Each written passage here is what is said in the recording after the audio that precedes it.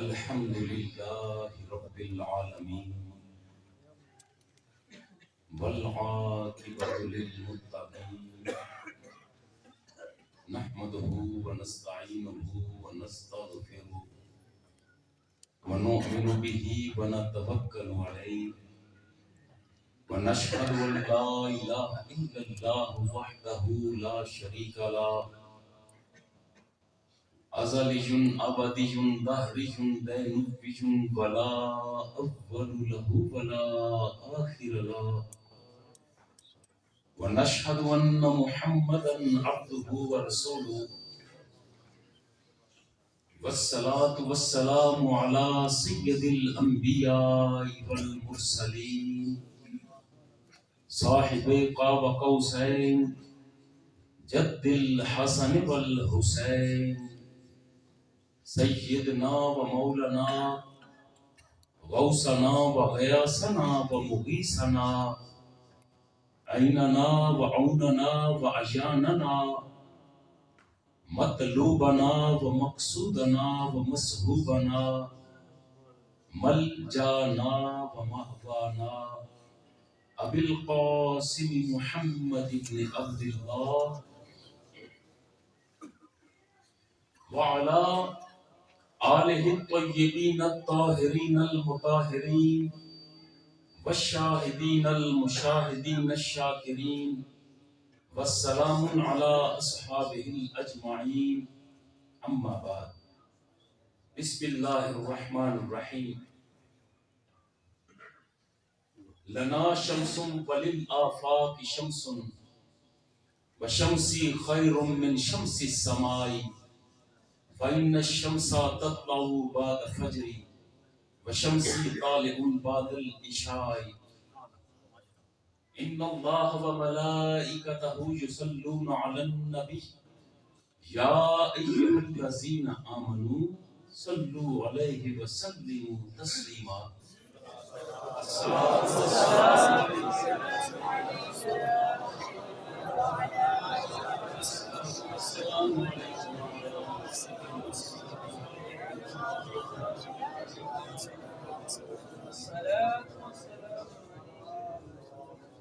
نبی کے قدموں کی دھول سے ہی مہک رہے ہیں گلاب سارے نبی کے قدموں کی دھول سے ہی مہک رہے ہیں گلاب سارے میں ان کی چاہت پہ وار دوں گا خیال سارے یہ خواب سارے چلو مدینہ کی سرزمین پر طلب کریں ہم خدا سے بخشش انہی کے در سے ملے کی راحت مٹیں گے اپنے عذاب سارے خدا نے عرش بری پہ ان کو بلا کے مہمان بنا لیا تھا دکھا کے جلوہ عطا کیے تھے یہ رحمتوں کے نصاب سارے عشق و مستی کی بے خوبی میں نبی کی نعتیں سنائے ازہر گلاب بن کر حروف مہکی مٹائیں دل کے سراب سارے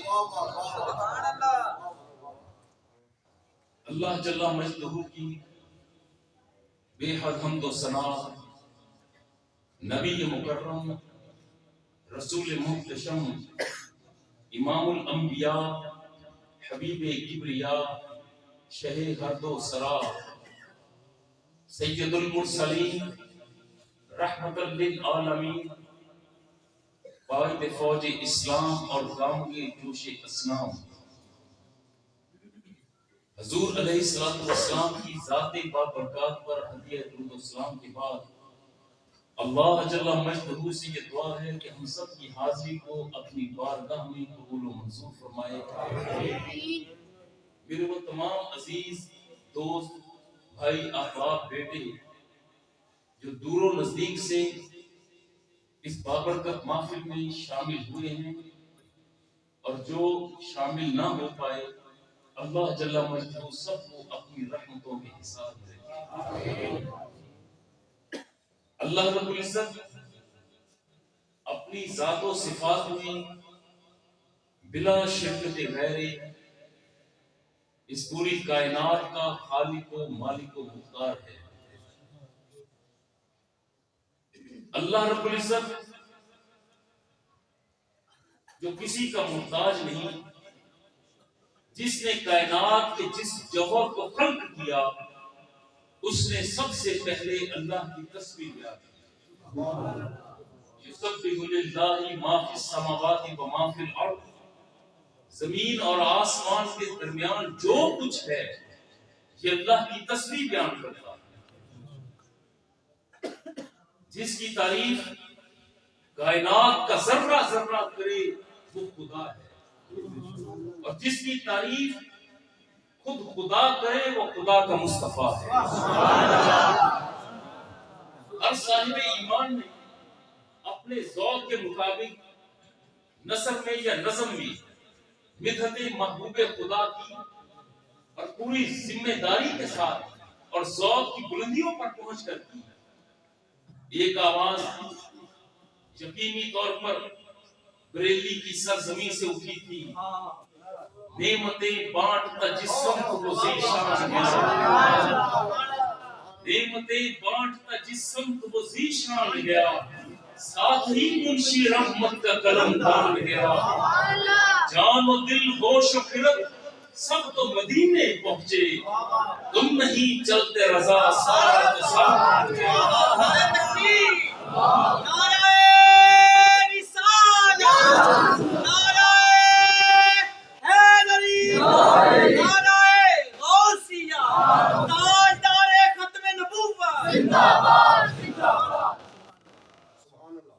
ہر صاحب ایمان نے اپنے اپنے رنگ میں اپنے اپنے انداز میں بات کی اور مدحت محبوب خدا کا اظہار کیا۔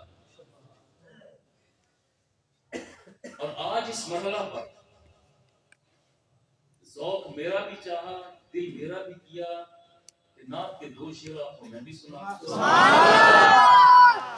اپنے عزیز بیٹے جیسا خوش الحان تو ہوں نہیں، ان جیسا مترنم بھی نہیں، مگر کیا کروں کہ ذوق اور دل تو ہے نا۔ اسی لیے آج خطبہ میں بھی ایک نعتیہ کلام کے دو شعر پڑھنے کا شرف حاصل کیا۔ جو کلام آپ کو اب سنانے جا رہا ہوں یہ آج کے دور کا نہیں ہے، نہ ہی آج سے کوئی 500 سال یا 1000 سال پہلے یہ نعتیہ کلام کہا گیا، بلکہ یہ نعتیہ کلام اس ذات کو، اس ہستی کا ہے جس نے اپنے گھر کے صحن میں مصطفیٰ کو چلتے پھرتے دیکھا۔ نعتیہ کلام ہے ام المومنین حضرت عائشہ صدیقہ رضی اللہ عنہا۔ لنا شمس وللآفاق شمس وشمسی خیر من شمس السماء فإن الشمس تطلع بعد فجر وشمسی طالع بعد العشاء۔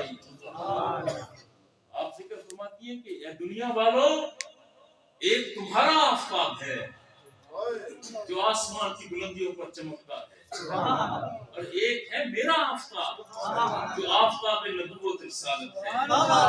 لنا شمس وللآفاق شمس وشمسی خیر من شمس السماء۔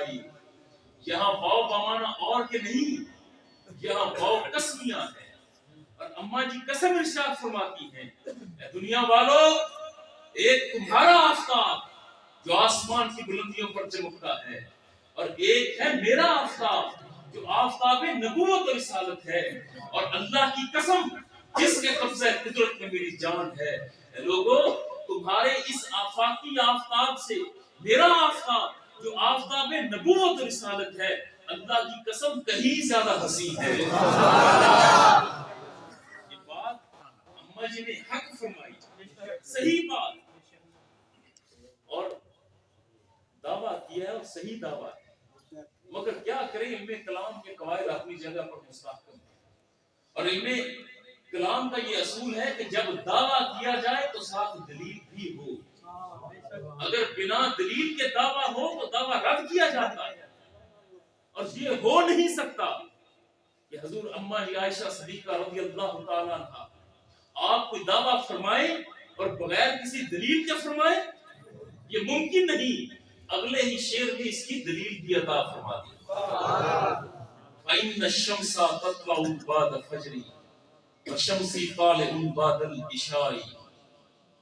اے دنیا والو، ایک تمہارا آفتاب اور ایک ہے میرا آفتاب، اور اللہ کی قسم میرا آفتاب تمہارے آفاقی آفتاب سے کہیں زیادہ حسین۔ دلیل یہ ہے کہ تمہارا آفتاب مشرق سے طلوع ہوتا ہے، روشنی بکھیرتا ہے، نصف النہار پر آتا ہے، پورے عروج اور جوبن پر ہوتا ہے، مگر وقت گزرتا ہے تو یہ ڈھلتا چلا جاتا ہے۔ جو ہی شام ہوتی ہے، یہی آفتاب جو مشرق سے طلوع ہوا، جس نے روشنی بکھیری، پورے عروج اور جوبن پر رہا، مگر شام ہوئی تو تمہارا آفاقی آفتاب یہ ڈھلتا چلا گیا، یہ مغرب میں غروب ہو گیا، مگر میرا آفتاب جو آفتاب نبوت اور رسالت ہے، یہ تو رات کی تاریکیوں میں بھی جگمگاتا ہے۔ یہ بات بڑی دلچسپ ہے۔ عمومی طور پر جب ذکر کیا جائے محبوب کا، نظم ہو یا نثر ہو، شعراء جانتے ہیں، اردو ادب سے یا کسی بھی عربی ادب سے تعلق رکھنے والے، شغف رکھنے والے جانتے ہیں کہ جب محبوب کا تذکرہ اشعار میں کیا جائے تو استعارہ ہے، کنایا ہے، تشبیہ ہے۔ تو محبوب کا ذکر کرتے ہوئے ذکر چاند کا ہوتا ہے، چاند کی ٹھنڈی چاندنی کا، ستاروں کا ذکر ستاروں کی جگمگاہٹ کا، ہوا کا ذکر ہوا کی سرسراہٹ کا، دریا کا ذکر دریا کی روانی کا، سمندر کا ذکر سمندر کی جولانی کا۔ مگر بات یہ ہے کہ کبھی کسی نے اپنے محبوب کو سورج کہہ کر نہیں پکارا۔ مسئلہ یہ ہے کہ یہ ماجدی جو ارشاد فرمایا، جو ذکر کیا یہاں پر کہ حضور آفتاب ہے، سورج ہے، اس میں حکمت کیا ہے؟ کوئی تو وجہ ہوگی، تو چند ایک باتیں جو ذہن میں ہیں وہ آپ تک پہنچاتا چلا جاؤں۔ اس مسئلے کو سمجھنے کے لیے سب سے پہلے تو ہمیں ایک فقہ کا مسئلہ سمجھنا ہوگا۔ کچی زمین ہو، کچی زمین پر بول و براز گر جائے، پیشاب کر دیا کسی نے، خرابی ہے، شراب انڈیل دی، اب فقہا کہتے ہیں کہ یہ زمین ناپاک ہو گئی۔ اس ناپاک زمین پر تم تیمم نہیں کر سکتے، تم نماز ادا نہیں کر سکتے کہ یہ زمین ناپاک ہے۔ تو اسے پاک کریں تو کیسے کریں؟ کیا 20 50 100 لیٹر پانی بہائیں، اسے دھوئیں؟ جہاں تک پانی جائے گا یہ زمین ناپاک ہوتی چلی جائے گی۔ فقہا کہتے ہیں کہ لوگوں، اس زمین کو پاک کرنا چاہتے ہو تو پھر پانی سے نہیں صاف ہوگی، پانی سے پاک نہیں کی جائے گی۔ کچی زمین ہے، بولو براز ہے، ناپاک ہو گئی، انتظار کرے سورج کے طلوع ہونے کا۔ جو ہی سورج طلوع ہوا، سورج کو اس زمین کے سینے پر رحم آیا، اس نے اپنی کرنیں، روشنی، تمازت، حرارت اس زمین کے سینے پر ڈالی۔ یہی جو بول و براز تھا، یہی جو ناپاکی تھی، یہ سورج کی کرنوں سے خشک ہونا شروع ہوئی۔ جو ہی سورج کی کرنیں اس زمین کے سینے پر آئیں، یہ زمین جو گیلی تھی، ناپاک تھی، خشک ہوئی۔ جو ہی خشک ہوئی، اب فقہا کہتے ہیں کہ لوگوں، اب یہ زمین پاک ہو گئی۔ اس سورج نے اس زمین کو پاک کر دیا، اب یہاں پر تم تیمم کر سکتے ہو، نماز ادا کر سکتے ہو۔ یہ تو ہے ہماری سرزمین، یہ ناپاک ہو تو 9.5 کروڑ میل کی دوری پر سورج اسے رحم آتا ہے، وہ اپنی کرنیں زمین کے سینے پر ڈالتا ہے اور اس ناپاک زمین کو پاک کر کے رکھ دیتا ہے۔ تو میرے عزیز، میرے دوست، بھائی، بیٹے، یہ دل بھی تو ایک زمین ہے، یہ بھی تو ناپاک ہوتی ہے۔ گناہ ہے، اس پر گناہ آ گئے، دل کی زمین ناپاک ہو گئی۔ اگر یہ ہماری زمین ناپاک ہو تو 9.5 کروڑ میل کی دوری سے سورج اس زمین پر اپنی کرنیں ڈالے اور اسے پاک کر دے، تو پھر یاد رکھو اور یقین رکھو، جب دل کی زمین ناپاک ہو جائے تو گنبد خضرا کے مکین جو آفتاب نبوت رسالت ہے، ان کی نگاہ کرم کی ایک جھلک آ جائے تو تیرے دل کی زمین کو پاک کر کے رکھ دیتے ہیں۔ پہلی وجہ تو یہ، آفتاب کیوں فرمایا، یہ وجہ سمجھا۔ دوسری وجہ، آفتاب کے طلوع ہونے سے قبل صبح صادق، صبح کاذب، یہ نشانیاں ہوتی ہیں۔ کہ دیکھنے والے سمجھنے والے سمجھ لیتے ہیں کہ بھی سورج طلوع ہونے والا ہے، سورج ظاہر ہونے والا ہے، یہ نہیں مصطفیٰ ہیں آفتاب نبوت و رسالت۔ آپ کی جلوہ گری سے پہلے بھی ماحول ایسا بن چکا تھا، حالات ایسے ہو رہے تھے کہ خبر ملتی جا رہی تھی کہ آنے والا آ رہا، آنے والے کی جلوہ گری ہو رہی ہے۔ حضور اماں جی آمینہ رضی اللہ تعالیٰ عنہ دنیا کی تمام ماؤں سے افضل ماں، آپ بیان فرماتی ہیں کہ جب ابتدائی ایام کے عمل کے، بلکہ ابتدا سے لے کر اختتام تک مجھے احساس تک نہ تھا کہ میں حاملہ۔ جس طرح خواتین کو مختلف عارضے لاحق ہوتے ہیں، مجھے نہ کبھی قے آئی نہ بے چینی ہوئی، میں معمول کے مطابق اپنے تمام کام سر انجام دیتی، اور ولادت کے قریب کے ایام قریب آئے، میں سو رہی تھی تو جیسے کسی نے مجھے پاؤں سے چھوا، سبحان اللہ، چھونے کے بعد میں بیدار ہوئی تو مجھے آواز آئی، اور آواز یہ تھی کہ آمینہ تیرے بدن میں اللہ کا محبوب بندہ پرورش پا رہا ہے، افضل ترین انسان اس کی پرورش کرنا، اور جب یہ پیدا ہو تو اس کا نام محمد رکھنا۔ میں حیران تھی کہ مجھے خود احساس نہیں تو یہ خبر کیسے مل گئی، اور یہ وہ کیفیات ہیں کہ وہ شب، بلکہ یوں کہنا چاہیے کہ وہ صبح، جس صبح جلوہ گری ہوئی ہے مصطفیٰ کی۔ اماں جی آمنہ فرماتی ہے کہ مجھے اس وقت گھبراہٹ کا احساس ہوا، بے چینی ہوئی، تو اچانک محسوس ایسے ہوا کہ جیسے نرم پر کوئی لطیف پر میرے سینے پر کسی نے رکھ دیا۔ اس نرم اور لطیف پر کا سینے پر آنا تھا کہ گھبراہٹ ختم ہو گئی، مجھے پیاس محسوس ہوئی تو اچانک ایک پیالہ آیا جس کے دودھ سے زیادہ سفیدی والا مشروب تھا۔ پیالہ سامنے آیا تو میں نے پیالہ اٹھایا اور پیالہ پی لیا۔ جو ہی پیالہ پیا، مشروب پیا، تو جیسے حجابات میرے سامنے سے اٹھتے چلے گئے۔ لوگوں، میں نے مشرق کی طرف دیکھا تو مشرق کی انتہاؤں پر ایک جھنڈا لہرا رہا تھا، میں نے نگاہ مغرب کی طرف کی تو مغرب کی انتہاؤں پر دوسرا جھنڈا لہرا رہا تھا، اور وہی وہ مرحلہ تھا کہ جب میں نے نگاہ گھما کر بیت اللہ کی طرف دیکھا تو وہاں پر بھی ویسا ہی ایک جھنڈا لہرا رہا تھا۔ اب حضور اماں جی آمینہ رضی اللہ تعالیٰ عنہ ہے مکہ مکرمہ میں، مگر مشرق کی انتہاؤں کو دیکھتی ہے، مغرب کی انتہاؤں کو دیکھتی ہے، اور آپ فرماتی ہیں کہ میں نے شام کے محلات کو مکہ میں بیٹھ کر دیکھا۔ سبحان اللہ۔ صرف یہی نہیں بلکہ بصرہ کی گلیوں کے اندر چلنے والے اونٹ اور اونٹوں کی گردنوں میں پڑی ہوئی گھنٹیوں کو میں دیکھ رہی ہوں۔ سبحان اللہ۔ اسے ارہاس بھی کہتے ہیں، مگر یہ گویا کہ نشانیاں شروع ہو چکی ہیں۔ اس مرحلے سے قبل آپ کو کیوں نہ 1000 سال پہلے کی ایک بات بیان کر دی جائے۔ حضور علیہ السلام کی ولادت بسعادت سے 1000 سال پہلے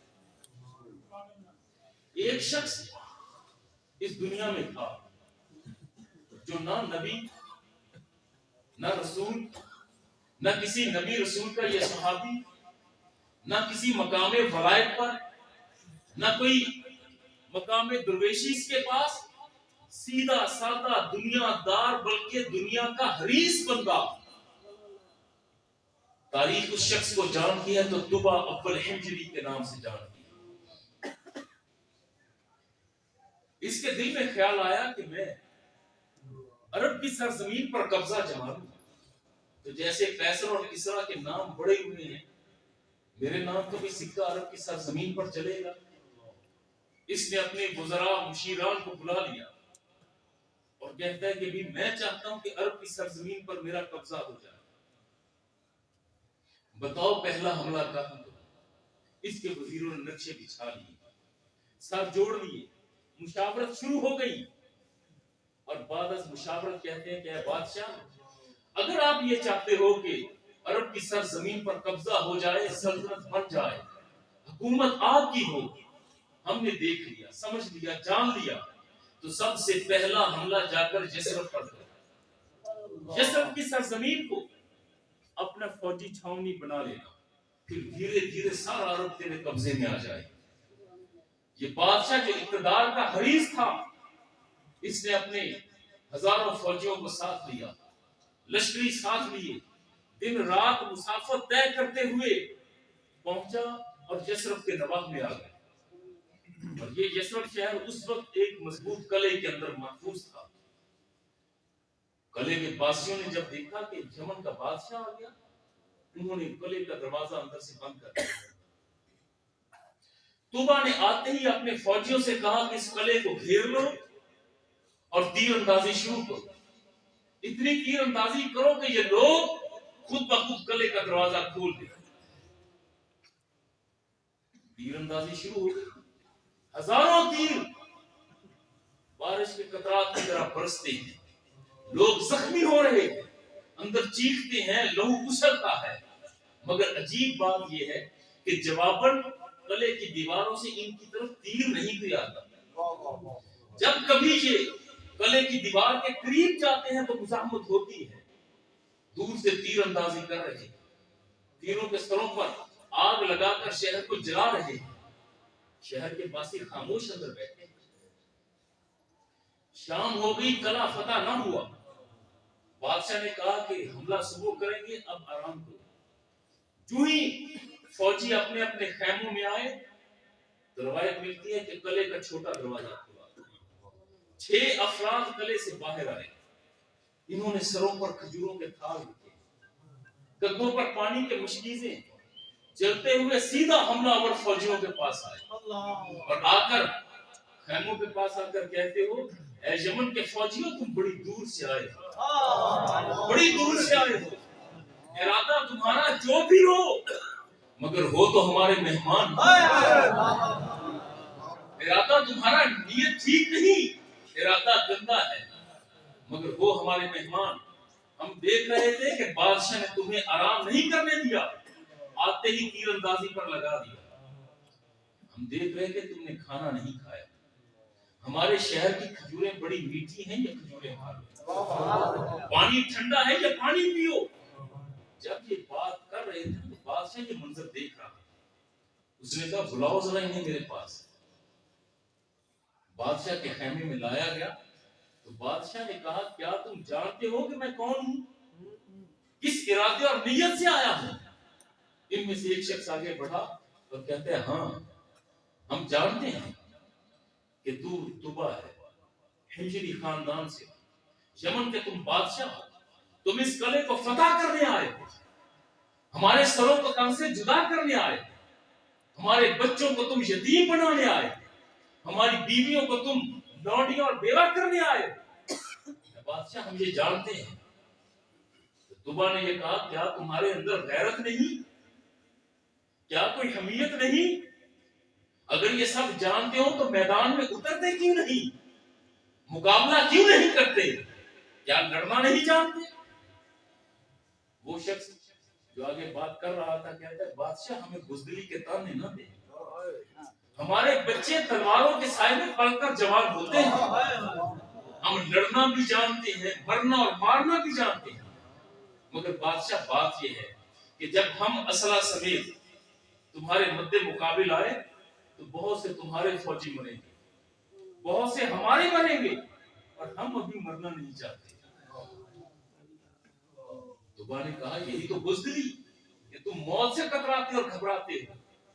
تو وہ شخص کہتا ہے بادشاہ موت سے کترانے گھبرانے کی بات نہیں ہے، ہمارے ساتھ تو معاملہ عشق اور پیار کا ہے،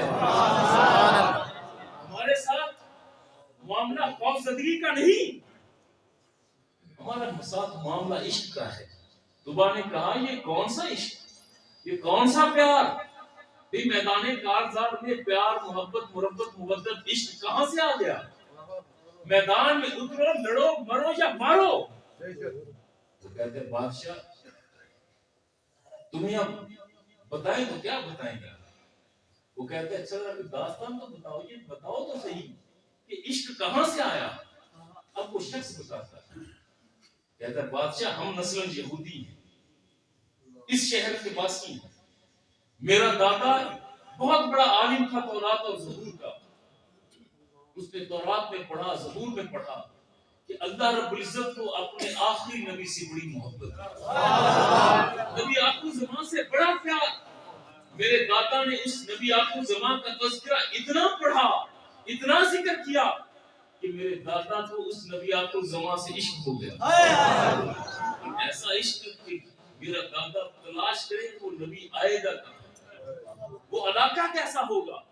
اس نے تمام صحائف کو کھولنا شروع کر دیا، علماء کے پاس گیا، سینہ بسینہ علوم حاصل کیے، اور اتنا سمجھ پایا کہ وہ نبی آخر زمان آئے گا تو عرب کے علاقے میں آئے گا، جہاں کھجوروں کی بہتات ہوگی، جہاں پانی کے ٹھنڈے اور میٹھے چشمے ہوں گے۔